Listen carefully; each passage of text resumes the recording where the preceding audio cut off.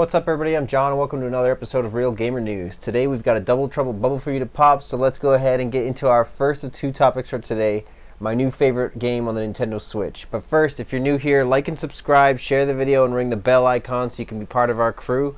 Join in on the Discord if you'd like to, links in the description. And then in the comments section, just really quickly, let me know if you could get any game you want created, whether existing or brand new, what would it be and why? Argue for that in the comments. Alright, now let's get into it. The new game, shall we?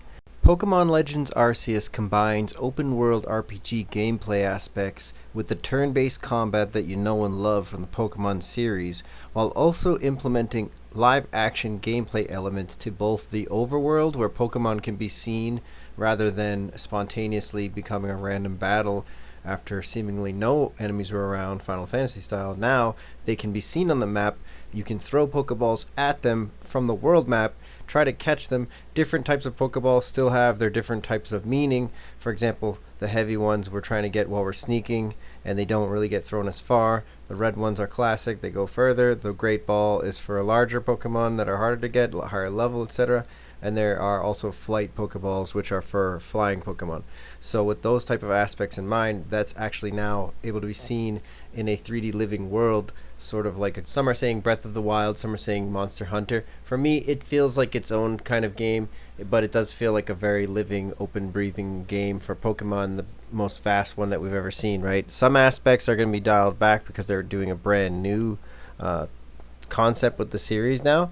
I found the graphics to be amazing on the Switch Lite itself. Some folks are reporting different opinions on blasting it up on the TV, but my wife was playing it on the Switch on the TV, and it looked very good to me. But the really cool thing about it is they really just nailed the gameplay loop of an RPG, and the fact that the Pokemon, it really feels way more interesting now that you're catching Pokemon with all different kinds of stats, and then you're going to be holding on to a lot of different kinds of Pokemon. If you guys got to watch my live stream, we have lots of different sections where we organize all of our items and all of our Pokemon, which are like portable monsters that you catch if you didn't know anything about Pokemon, but I'm assuming most of you do know. And then basically you get all different elemental types and different positioning that they can take in the battle, like agile stance and things like that. I'm just getting into the launch impressions right now, so I haven't gotten that far yet, but there's always the correct amount of things to do.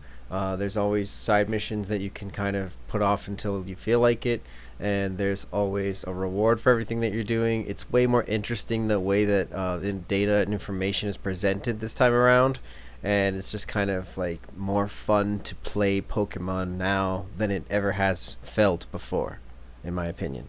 And that's pretty incredible. So if you have been on the fence about it, definitely pick it up.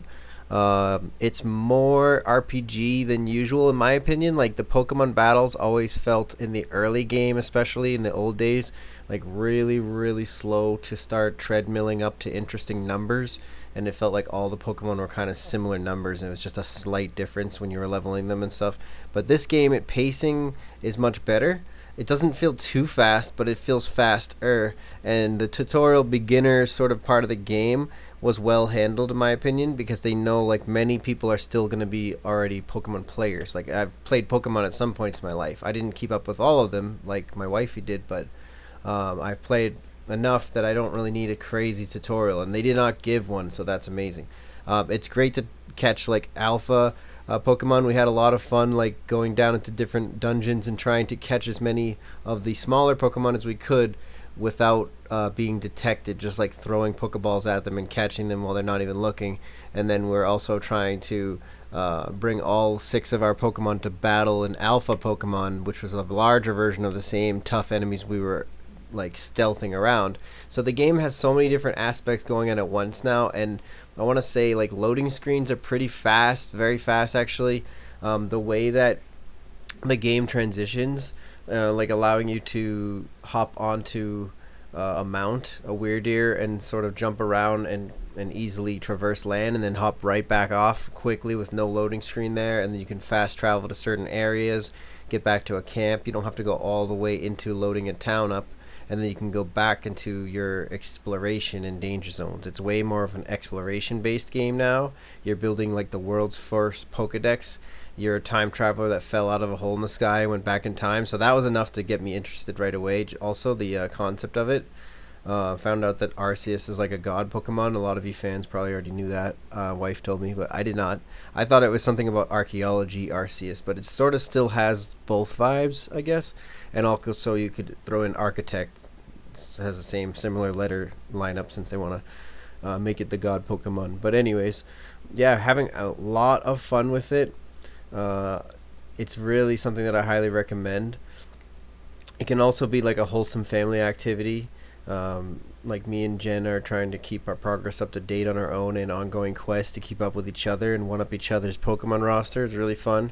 Pokemon has become an even bigger phenomenon now with the original crowd that made it blow up in the first place, which are gamers. Now that Arceus is pretty much like a universally appealing gameplay experience, in my opinion, on Nintendo Switch devices, and we highly recommend picking it up even if you're unsure about liking a Pokemon game. This one is a full-on production, new take on the genre, and a true gamer's game. We'll be continuing to live stream Pokemon in various ways, whether a chess cam, a new upcoming episode, or fixating the Switch Lite to a certain layout for better filming, as well as logging into Switch hybrid models and using our AverMedia Live capture card to capture it that way. Subscribe to us on Twitch, Facebook Gaming, or the refreshed Real Gamer News Plus YouTube channel to see our live streams of Pokémon Legends Arceus and other games. And stay tuned on this channel for some high quality edited productions coming soon from myself, Pop Pops, and a few familiar faces as well as fresh faces to the Real Gamer News editorial team. Thanks for watching, and we hope to see you drop in next time as well. Drop a like, comment, share this with a friend or two, post it on your wall if you felt like it excited you more to play Pokemon.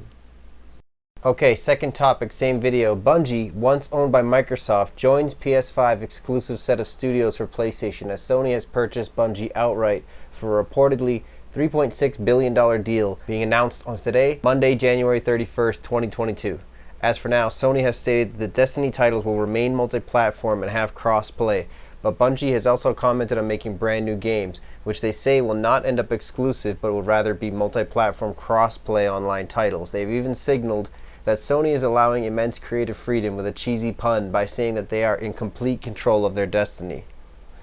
It should also go on record as a reminder that Sony has paid to create exclusive deals, time periods, and even exclusive content for the PlayStation versions of Destiny games, so any sort of trick that technically remains faithful to this PR statement could and will easily pop up in the near time to come. I'm calling it now. So even if Sony and Bungie keep their word about making tons of cross-play multi-platform titles with content and no restrictions, this moment marks Sony finally catching up to Microsoft on its multi-platform publishing strategy ever since Xbox Game Pass on Steam Deck, PC, iPhone, and Android, as well as titles like Minecraft and other companies that Microsoft owns publishing on Nintendo Switch and PlayStation consoles as well as Xbox consoles. This could be the first step of many towards Sony revealing a similar to Game Pass play with PS Now 2.0 Cloud being relaunched by Microsoft Azure server experts. But don't hold your breath about all the rumors of backwards compatibility that you've heard about for the Project Spartacus misnomer. We'll cover those soon in another video coming this week, and I do remain a bit skeptical, I'll just say. Now, this move very well may be to compete with Microsoft's recent $69 billion deal to acquire Activision Blizzard and ensure that Sony PlayStation consoles will have their own exclusive multiplayer online shooters, even though they say that's not what it's for. It could end up being for that in the long term. From not one but possibly many studios here soon, of course, because however, the catch with buying Bungie is that their Destiny franchise has been heavily controversial with many fans, but many critics also saying that this is where Bungie strayed off the path and certainly not their best work by a long shot. I mean, it's just boring. So if you like it, you like it. If you don't, you don't. That being said, it's just going to take some proof and gameplay before fans are going to get really excited about a PlayStation Bungie collab, unless they already play Destiny. And for any new titles that are coming forth from this partnership, we expect that could take a long time, as indeed Bungie hasn't formally announced working on anything besides, well, more Destiny stuff. It's still a great move, and bravo to Sony for doing something, even if they may already have, hopefully, Killzone 5, Resistance 4, SOCOM 5, and gosh, I hope Warhawk 2 on the way, from other studios secretly working for years hard behind the scenes. I've said it before and I'll say it again, folks. Next-gen hardware like PS5 and Xbox Series X don't just get made easily. The billions in research and development will need to be recouped by some killer app, amazing games for us to all want once these console shortages end. I do believe Microsoft and Sony have multiple studios working on fantastic secret projects that will blow us all away, or at least give a tad bit more to rant and rave about while leading up to our eventual releases. Last but not least, let's just a quick heads up for next week. Sony has confirmed that a so-called special Gran Turismo 7 takes center stage, an all-new state of play arriving Wednesday this week at 2 p.m. Pacific on their website. Just for those who didn't get to see it, there was a tech demo for an 8K version of Gran Turismo 7 being shown at a prior Consumer Electronics show on a special TV unit, which I don't think the TV released, and I don't think that version of the game ever released. But let's just hope that some of that amazing special sauce made its way into the DNA of the actual Gran Turismo 7 with PlayStation 5 in mind, and let's see how that goes. Alright, let me know if you could get any game you wanted created, whether existing or brand new. What would it be and why? Argue for that in the comments. And until next time, keep it real and keep it gaming. Peace. Thanks for checking out today's video. Like and subscribe and ring the bell notification so you don't miss out on future videos. Peace.